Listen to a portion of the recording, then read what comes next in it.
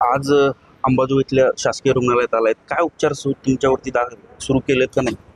इथे त्याही दिवशी माझ्यावरती प्रॉपर उपचार केले गेलेले नाहीयेत आणि आजही आता आतमध्ये गेलं तर डॉक्टर लोक वाद घालतायत. त्याचं रिझन असं आहे की सरपंचाची 2 मुलं डॉक्टर आहेत, दोन्ही सुना डॉक्टर आहेत, नातेवाईक डॉक्टर आहेत आणि त्यांचे ह्या दवाखान्याशी चांगले संबंध आहेत इथल्या लोकांशी. त्याच्यामुळं इथं ट्रीटमेंट नाही. मला त्यांनी म्हणजे आत्ता वाद घालून मला परत पाठवले. मला चक्कर यायली होती, माझ्या डोक्यात खूप दुखतंय म्हणून मी आले होते इथे आणि त्यांनी मला नाही आतमध्ये घेतलं नाही. गुन्हा दाखल झालाय, आरोपी फरार आहेत असं सांगताय.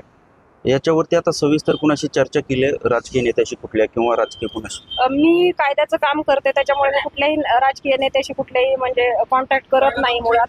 त्याच्यामुळे माझं कुठल्याही राजकीय नेत्यांशी बोलणं झालेलं नाहीये.